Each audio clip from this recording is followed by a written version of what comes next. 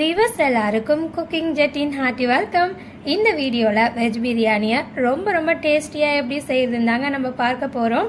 இந்த மெத்தடில் வெஜ் பிரியாணி செய்து கொடுத்து பாருங்கள். உங்கள் வீட்டில் எல்லாருக்குமே ரொம்ப பிடிச்சி போயிடும். ஏன்னா அந்த அளவுக்கு டேஸ்டியாக இருக்கும். இந்த வெஜ் பிரியாணி உங்களுக்கு பிடிச்சிருந்ததுன்னா மறக்காமல் லைக் போட்டுருங்க. என்னோட அடுத்த வீடியோஸ்லாம் பார்க்கணும்னா அதுக்கு சப்ஸ்கிரைப் பண்ணி பெல் பட்டன் அழுத்தி வச்சுக்கோங்க. அப்போ தான் உடனே உங்களுக்கு நோட்டிஃபிகேஷன் வரும். இப்போ வாங்க இந்த வெஜ் பிரியாணியை எப்படி செய்யறதுன்னு பார்க்கலாம்.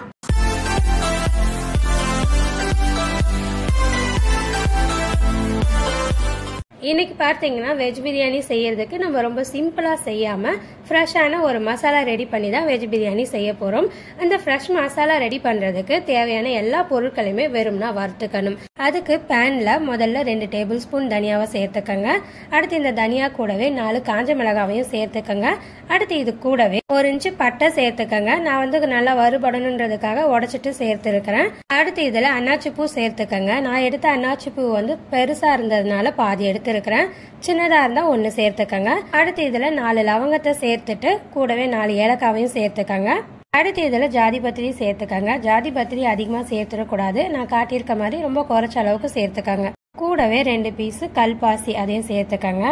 அடுத்ததா இதுல பிரியாணி இலை சேர்த்துக்கங்க. பிரியாணி இலை 1 மட்டும் எடுத்துக்கங்க. பெருசா இருந்ததுன்னா 1 எடுத்துக்கங்க. குட்டியா இருந்துச்சுன்னா 2 சேர்த்துட்டு வறுத்துக்கங்க. வறுக்கும் போது பாத்தீங்கன்னா கட்டாயம் அடுப்போட அனலை மீடியம்ல வச்சுட்டு வறுத்துக்கங்க. ஏன்னா இந்த மசாலா எல்லாத்தையும் நம்ம கருகிடாம சரியான பதத்துக்கு வறுத்தாதான் நம்ம செய்யற மசாலா பொடியோட பிளேவரும் பாத்தீங்கன்னா நல்லா இருக்கும். இந்த மசாலா 2 நிமிஷத்துக்கு வறுத்துக்கங்க. ரொம்ப நேரம் வறுக்க தேவையில்ல. 2 நிமிஷத்துக்கு வறுத்ததுக்கு அப்புறமா இது கூட 1 டீஸ்பூன் பெருஞ்சீரகம், 1 டீஸ்பூன் சீரகம், 1 டீஸ்பூன் மிளகு, இந்த 3 பொருளையும் சேர்த்ததுக்கு அப்புறமா மறுபடியும் 1 நிமிஷத்துக்கு வறுத்துக்கங்க. அதுக்குள்ளே இந்த மசாலா பொருள் எல்லாம் நல்லா வறுபட்டுடும். 1 நிமிஷத்துக்கு வறுத்ததுக்கு அப்புறமா அடுப்பை ஆஃப் பண்ணிட்டு இதை ஆற வச்சுட்டு அரைக்கிறதுக்காக மிக்சி ஜார்ல சேர்த்துக்கங்க. மிக்சியில கொஞ்சம் கூட ஈரப்பதமே இருக்கக்கூடாது. கழுவிட்டு வெயில்ல காய வச்சுட்டு அதுக்கப்புறமா மசாலாவை அரைச்சிங்கன்னா மசாலா சீக்கிரமா கெட்டு போகாது. அதனால கொஞ்சம் கூட ஈரப்பதமே இல்லாத மிக்சியில மசாலாவை பொடி பண்ணிக்கோங்க. இப்போ நம்ம மசாலா ரெடி பண்ணியாச்சு. இது இருக்கட்டும், நமக்கு தேவைப்படும் போது யூஸ் பண்ணிக்கலாம். அடுத்ததா வெஜ் பிரியாணி செய்யறதுக்கு நம்ம இன்னைக்கு குக்கர்ல தான் செய்ய போறோம். அதனால குக்கர்ல 6 டேபிள் ஸ்பூன் அளவுக்கு கடலெண்ணெய் சேர்த்துக்கிறேன்.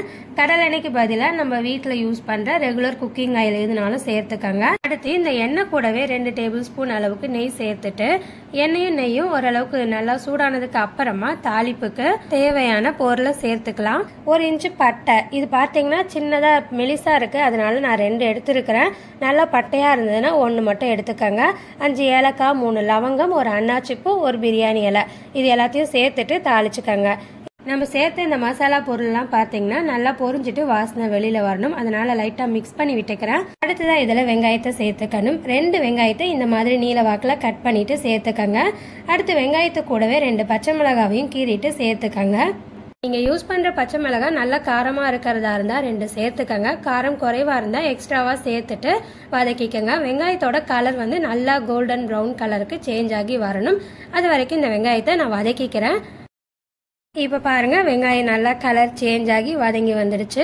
இந்த அளவுக்கு வெங்காயத்தை வதக்கினதுக்கு அப்புறமா இதுல புதினாவை சேர்த்துக்கணும். புதினா பாத்தீங்கன்னா 1 கைப்பிடி அளவுக்கு சேர்த்துக்கிட்டா போதும், நிறைய சேர்க்க தேவையில்ல.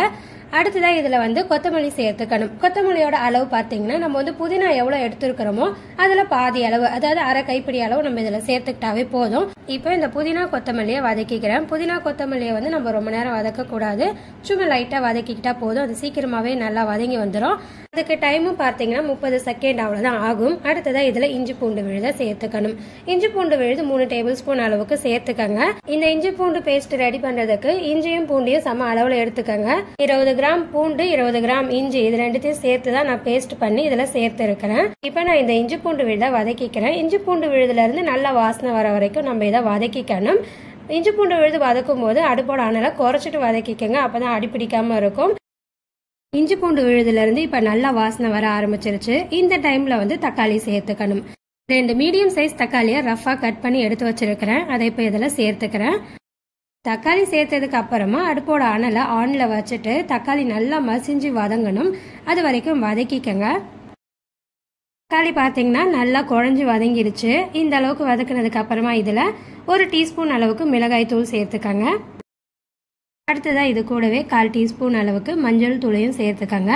அடுத்ததா நம்ம ஃப்ரெஷ்ஷாக அரைச்சி வச்சிருக்கிற மசாலா பொடியை சேர்த்துக்கணும். இது வந்து நம்ம செய்கிற அளவுக்கு வந்து அதிகமான மசாலா பொடி, அதனால 1/2 டீஸ்பூன் சேர்த்துக்கங்க. மிக்சி ஜாரில் வந்து இதுக்கும் ரொம்ப குறைச்ச அளவுக்கு சேர்த்து அரைச்சோம்னா மசாலா பொடி வந்து ஒழுங்காக அரைப்படாது. அதனால தான் இந்த அளவுக்கு நான் வந்து அரைச்சிருக்கிறேன். இப்போ இந்த மசாலா பொடி அப்படியே எடுத்து வச்சோம்னா வேஸ்ட்டாக போயிடுமேன்னு நீங்கள் யோசிக்க தேவையில்ல. காற்று போகாத டப்பாவில் போட்டு வச்சிங்கன்னா 1 மாதம் வரைக்கும் கெட்டு போகாது. அது மட்டும் இல்லை, இந்த பொடியை வந்து நம்ம இந்த வெஜ் பிரியாணிக்கு மட்டும் இல்லை, நம்ம வீட்டில் கறி குழம்பு செய்யும் போது இந்த பொடி சேர்த்துக்கலாம். பட்டாணி உருளைக்கிழங்கு சேர்த்து கிரேவி செய்யும் போது இதை சேர்த்து செய்து பாருங்க, ரொம்ப அருமையாக இருக்கும். காலிஃப்ளவர் குழம்பு வச்சிங்கன்னா அதுக்கும் இதை வந்து நீங்கள் சேர்த்துக்கலாம். நிறைய வந்து இந்த மசாலா ஃப்ளேவர் வர மாதிரி செய்கிற எல்லா குழம்புக்குமே வந்து நீங்கள் இந்த பொடியை யூஸ் பண்ணி செய்துக்கலாம். ரொம்பவே நல்லா இருக்கும். இந்த பொடியெல்லாம் சேர்த்ததுக்கு அப்புறமா இதை வந்து 1 நிமிஷத்துக்கு மட்டும் நல்லா வதக்கிக்கங்க. 1 நிமிஷத்துக்கு நல்லா வதக்கினதுக்கு அப்புறமா இதில் காய்கறிகளை சேர்த்துக்கங்க. காய்கறிகள் பார்த்தீங்கன்னா ரொம்ப பெருசாக இல்லாமல் ஓரளவுக்கு மீடியம் சைஸில் கட் பண்ணிவிட்டு சேர்த்துக்கங்க. நான் வந்து 15 பீன்ஸை கட் பண்ணி எடுத்து வச்சுருக்கிறேன், அதை இப்போ இதில் சேர்த்துக்கிறேன். அடுத்ததாக இதில் வந்து கேரட்டு, ஒரு பெரிய சைஸ் கேரட்டை கட் பண்ணி வச்சுருக்கிறேன், அதையும் இப்போ இதில் சேர்த்துக்கிறேன். அடுத்ததாக இது கூட ஓரளவுக்கு கொஞ்சம் பெருசாக இருக்க மாதிரியான உருளைக்கிழங்கு கட் பண்ணி எடுத்து வச்சுருக்கிறேன், அதையும் இப்போ இதில் சேர்த்துக்கிறேன். அடுத்ததாக ஒரு நூக்கல் கட் பண்ணி எடுத்து வச்சுருக்கிறேன், அதையும் இப்போ இதில் சேர்த்துக்கிறேன். வெஜ் பிரியாணின்னு பார்த்தீங்கன்னா காலிஃப்ளவர் கூட நிறைய பேர் சேர்த்துடுறாங்க, ஆனால் நூக்கல் வந்து சேர்க்கறது கிடையாது. நீங்கள் நூக்கல் சேர்த்து செய்து பாருங்கள், அதோட டேஸ்ட்டு வாசனை ரொம்பவே நல்லாயிருக்கும். வெஜ் பிரியாணி செய்தோம் அப்படின்னாவே இந்த வெஜ் இருந்தால் எனக்கு அது வந்து ரொம்பவே பிடிச்ச வெஜ் பிரியாணியாக இருக்கும். ஏன்னா அந்தளவுக்கு டேஸ்ட் இருக்கும். நீங்களும் ட்ரை பண்ணி பாருங்கள், உங்களுக்கு கண்டிப்பாக பிடிக்கும். நூக்கல் வாங்கினீங்கன்னா 2 நாளைக்குள்ளே சமைச்சிடுங்க. ரொம்ப டைம் எடுத்துச்சுன்னா அது வந்து தக்கையான மாதிரி ஆகிடும். அதனால சீக்கிரமா சமைச்சிடுங்க. அடுத்து இது கூட பச்சை பட்டாணி சேர்த்துக்கிறேன். இது வந்து ஃப்ரெஷ் பட்டாணி, அதனால நான் அப்படியே சேர்த்துக்கிறேன். சீசன் டைம்ல பச்சை பட்டாணி நமக்கு ரொம்பவே ஈஸியா கிடைச்சிரும். சீசன் இல்லாத டைம்ல வந்து கிடைக்கிறதுக்கு கொஞ்சம் கஷ்டம்தான். பாக்கெட்ல பச்சை பட்டாணி விற்பாங்க, அதுல வந்து கலர் சேர்க்காம இருந்துச்சுன்னா வாங்கி யூஸ் பண்ணுங்க. கலர் சேர்த்து இருந்ததுன்னா வாங்கி பயன்படுத்தாதீங்க, ஹெல்த்துக்கு நல்லதில்லை. அதுக்கு பதிலாக காஞ்ச பட்டாணியை 6லேருந்து 8 மணி நேரத்துக்கு ஊற வச்சுட்டு சேர்த்துக்கங்க. அடுத்து இதில் 1/4 கப்பு தயிர் சேர்த்துக்கங்க. தயிர் ரொம்ப புளிச்சிடாம ஓரளவுக்கு லைட்டாக புளிச்சிருக்க தயிர் சேர்த்துக்கங்க. ஒருவேளை நீங்கள் யூஸ் பண்ணுற தயிர் கொஞ்சம் நல்லா புளிச்சிருந்துச்சுன்னா இந்த அளவுக்கு தயிர் சேர்த்துக்காம 2 டேபிள் ஸ்பூன் அளவுக்கு தயிர் சேர்த்துக்கங்க.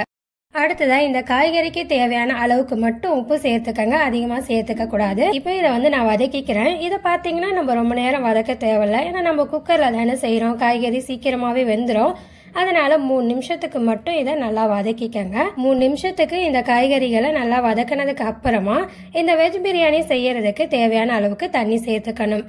இதுல வந்து மொத்தம் 3.25 கப் அளவுக்கு தண்ணி சேர்த்துக்கங்க. இப்போ இது எல்லாத்தையும் நல்லா கலந்து விட்டு உப்பு காரம் எல்லாம் சரியா இருக்கான்னு செக் பண்ணிக்கோங்க. காரம் உங்களுக்கு குறைவா இருந்துச்சுன்னா கொஞ்சம் போல மிளகாத்தூள் சேர்த்துக்கங்க. உப்பு வந்து நம்ம ஏற்கனவே காய் வதக்கும் போது கொஞ்சம் சேர்த்துருக்கிறோம், அதனால இப்ப செக் பண்ணிட்டு உங்களோட டேஸ்ட்டுக்கு ஏத்த மாதிரி உப்பு சேர்த்துக்கங்க. உப்பு காரத்தை விட ஒரு கல் கூட இருக்கணும், அப்பதான் நமக்கு வந்து சாப்பாடு வெந்து வந்ததுக்கு அப்புறமா உப்பு சரியான அளவுல இருக்கும். உப்பு சேர்த்ததுக்கு அப்புறமா நல்லா மிக்ஸ் பண்ணி விட்டு கொதிக்க வச்சுக்கோங்க. தண்ணி கொதிக்கிறதுக்கு ஆரம்பிச்சதும் இதில் லெமன் ஜூஸ் சேர்த்துக்கணும். நான் 2 டீஸ்பூன் லெமன் ஜூஸ் எடுத்து வச்சிருக்கிறேன், அதை இப்போ இதில் சேர்த்துக்கிறேன். 2 டீஸ்பூன் லெமன் ஜூஸ்ன்றது சின்ன லெமன்ல பாதி அளவுக்கு வரும். லெமன் ஜூஸ் சேர்த்ததுக்கு அப்புறமா இதை நல்லா மிக்ஸ் பண்ணி விட்டுக்கோங்க. நல்லா மிக்ஸ் பண்ணி விட்டதுக்கு அப்புறமா 1/2 மணி நேரத்துக்கு ஊற வச்ச 2 கப்பு பாஸ்மதி அரிசி அதில் சேர்த்துக்கங்க. 2 கப்பு அரிசிங்கிறது 400 கிராம். இந்த அளவுக்கு அரிசியில செய்தோம்னா எங்களுக்கு வந்து பத்தாது, நாங்கள் கொஞ்சம் பெரிய ஃபேமிலி, அதனால 1 கிலோக்கு ஆன அளவு கொடுத்தா நல்லா இருக்கும்னு யோசிச்சிங்கன்னா உங்களுக்காக நான் அட்டவணையில 1 கிலோ வெஜ் பிரியாணி செய்யறதுக்கான அளவுகள் கொடுத்துருக்கிறேன். அதை நோட் பண்ணிட்டு இதே மெத்தட்ல செய்து பாருங்க, உங்களுக்கு பர்ஃபெக்டான வெஜ் பிரியாணி கிடைக்கும். அரிசி சேர்த்ததுக்கு அப்புறமா அரிசி உடையாம நல்லா மிக்ஸ் பண்ணி விட்டுட்டு குக்கருக்கு மூடிய போட்டு 1 விசில் வர வரைக்கும் வேக வச்சுக்கோங்க. 1 விசில் வந்ததும் அடுப்பை ஆஃப் பண்ணிட்டு ப்ரெஷர் ரிலீஸ் ஆகிறதுக்காக 10லேருந்து 13 நிமிஷத்துக்கு அப்படியே விட்டுருங்க.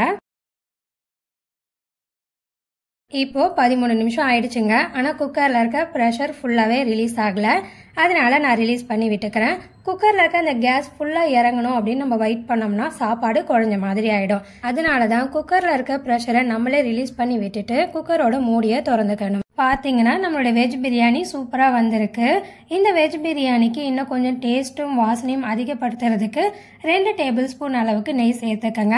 நெய் சேர்க்கறது வந்து இந்த டேஸ்ட் வாசனைக்காக மட்டும் இல்லை, கடைசியில் நெய் சேர்த்து இந்த மாதிரி சாப்பாட்டை மிக்ஸ் பண்ணும்போது நமக்கு வந்து சாப்பாடு உதிரி உதிரியாக நல்லா ஒன்னோட ஒன்று ஒட்டாமல் இருக்க மாதிரி இருக்கும்.